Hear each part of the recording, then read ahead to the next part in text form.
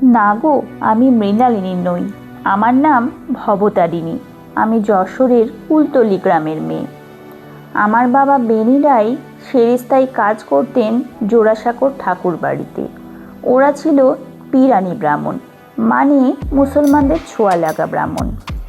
তাই ওদের ঘরে কেউ মেয়ে দিতে চাইতো না। আমার তখন 9 বছর 9 মাস বয়স। ঘরে বসে পুতুলের সংসার সাজাই আর পুকুরে দাপাদাপি করি। হঠাৎ শুনলাম আমার বিয়ে ঠিক করা হয়েছে। পাত্র জোড়াসাঁকোর জমিদার বাড়ির ছোট ছেলে। আমাকে নাকি উনি দেখতে আসবেন। তিনি আমাকে দেখতে এলেন তার 2 বৌঠানের সঙ্গে। 6 ফুট 4 ইঞ্চি লম্বা, 23 বছরের তরুণ বলিষ্ঠ শরীর, শ্বেত পাথরের মতো গায়ের রং। চোখ মুখ থেকে যেন জ্যোতি বেরোচ্ছে। সঙ্গের 2 বৌঠানের নাম জানবে না? মেজ বৌঠান জ্ঞানদানন্দিনী ও নতুন বৌঠান কাদম্বরী। জ্ঞানদানন্দিনীর অসামান্য রূপ, তার ব্যক্তিত্বের আলোকিত ছটার মাঝে চুপচাপ ছোটোখাটো রোগা পাতলা শ্যামলা রঙের কাদম্বরীকে সেদিন চোখেই লাগেনি। অনেক পরে আমি ওকে জিজ্ঞাসা করেছিলাম আমাকে পছন্দ করে বিয়ে করলেন কেন। উনি বলেছিলেন মেজ বৌঠান বড্ড পীড়াপিড়ি করছিল। আমি বললাম, যা ভালো বোঝো করো, আমার কোনো মতামত নেই। বাসর ঘরে আমি ভয়ে কেঁদে উঠেছিলাম। বাসর ঘর হয়েছিল জোড়াসাঁকোর ঠাকুর বাড়িতে। আমার স্বামী নাকি বলেছিলেন তিনি বিয়ে করতে কোথাও যেতে পারবেন না। কোনো কর্মচারীর মেয়েকে বিয়ে করতে তার বাড়িতে তো নয়ই। আমাকে নিয়ে আসা হলো জোড়াসাঁকোর জমিদার বাড়িতে। এত বড় বাড়ি, এত লোকজন এই প্রথম দেখলাম। এদের কথাবার্তা, আদব কায়দা সব আলাদা। আমার স্বামীর মুখে যেন এক রাগ, আর সেই সঙ্গে এক বিষাদের ছায়া। সেই রাগে বাসর ঘরে যখন ভাঁড় খেলা শুরু হয়েছে, তখন উনি সব ভাঁড়গুড়ি ধরে উপুড় করে দিতে লাগলেন। ছোট কাকিমা চিৎকার করে বলে উঠলেন, ভাঁড়গুলো সব উল্টে দিচ্ছিস কেন? উনি বললেন, জানো কাকিমা, আজ থেকে আমার সব কিছু উলট পালট হয়ে গেল, তাই ভাঁড়গুলোও উল্টে দিচ্ছি। একটু দূরে পাথরের মূর্তির মতো দাঁড়িয়ে রয়েছেন নতুন বৌঠান। আমার স্বামীর দিকে তাকিয়ে থাকা তার চোখ থেকে যেন আগুন ঝরছে। সেদিন বুঝিনি আমার স্বামীর কথা শুনে সব মেয়েরা কেন কাদম্বরীর দিকে আর চোখে তাকিয়েছিল। নতুন বৌঠানের সেই তাকিয়ে থাকা আর ওর সেই কথা আজও আমার মনে আছে। আমার বিয়ের 4 মাসের মাথায় ঘটল সেই মর্মান্তিক দুর্ঘটনা। দরজা ভেঙে দেখা গেল বিষ খেয়ে আত্মহত্যা করেছেন নতুন বৌঠান। সাথে পাওয়া গেল 2টো চিঠি। প্রথম চিঠি আমার ভাসুরের উদ্দেশ্যে লেখা একটি আপাদমস্তক প্রেমের চিঠি, লিখেছেন এক বিখ্যাত অভিনেত্রী। আরেকটি চিঠি কাদম্বরী লিখেছেন তার স্বামীর উদ্দেশ্যে। কানাঘুষো শুনতে পেলাম এর আগেও নাকি আত্মহত্যা করতে গিয়েছিলেন কাদম্বরী।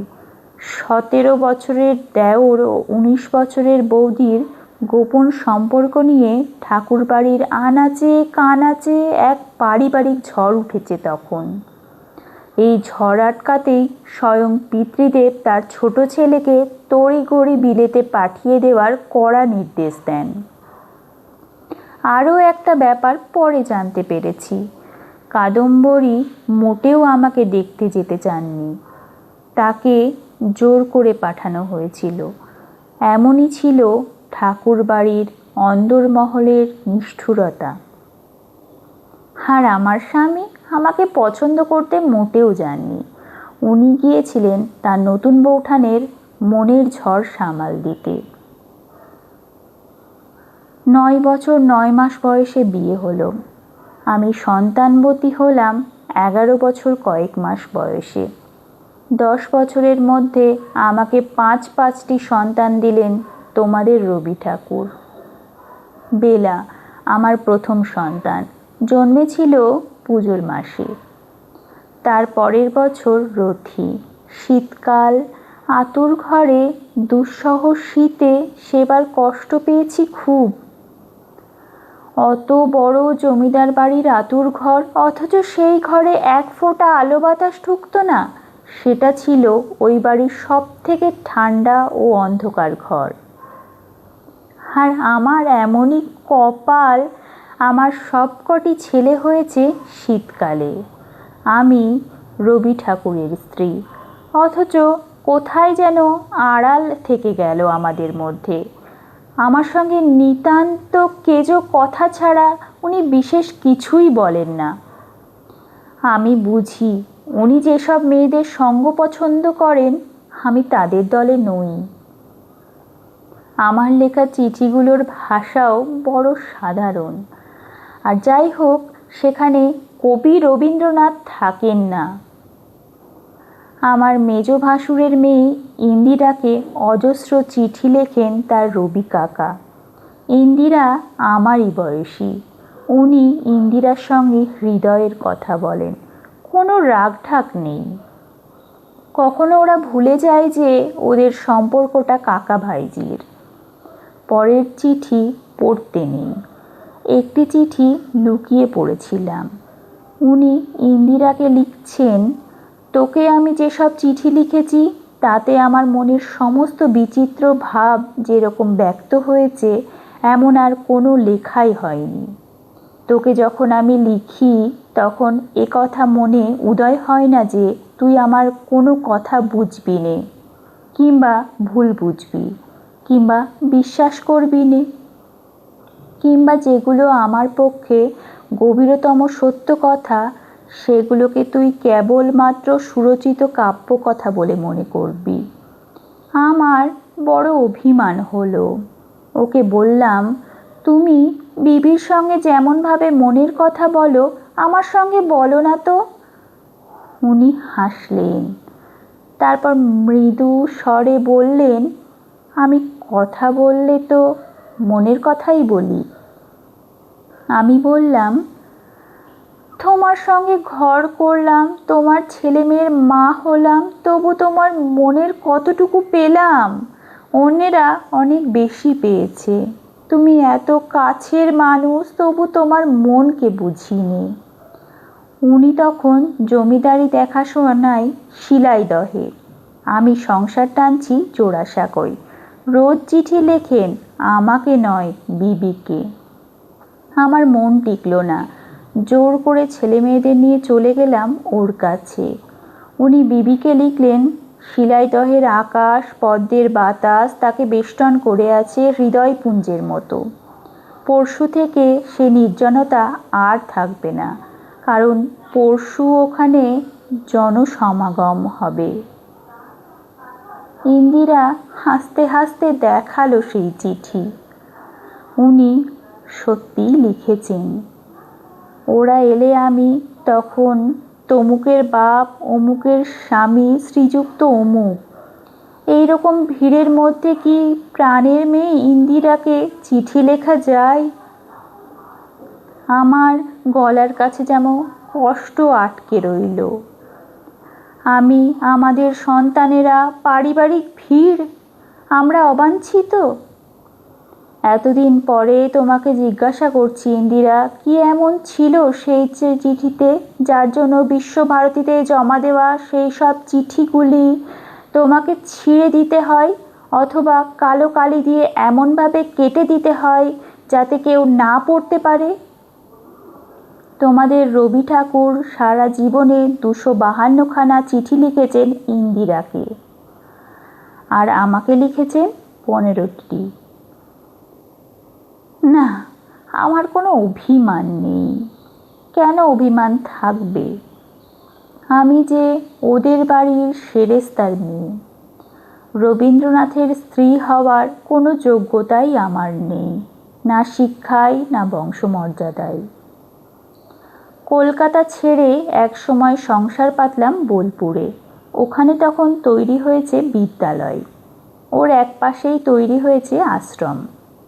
আমি আশ্রমের তদারকিতে, ছেলে মেয়েদের খাওয়া দাওয়ার যাতে কোনো অসুবিধা না হয় তার দেখাশোনাতে। বারান্দার এক পাশে উনুন ধরিয়ে শুরু হলো আমার রান্না। এ এক নতুন জীবন, নতুন যাপন। সেই সময় কত নতুন নতুন রান্না করতাম। একদিন আমায় বললেন, ছোট বউ, ওই যে তুমি গজার মতো একটা মিষ্টি তৈরি করো না, কি নাম ওর? বললাম, এলোছেলো। উনি বললেন, এলোছেলো?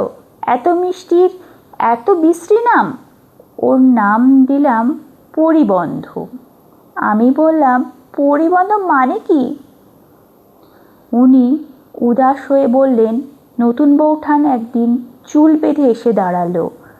বললাম, বেঁধেছ করবি তুমি নানা পরিবন্ধে? পরিবন্ধ মানে বৈচিত্র্যের রাঁধুনি। ঠিক যেমন এলোছেলো কত রকম গজার মিশ্রণ, তেমনই শিখেছিলাম মানকচুর জিলেপি।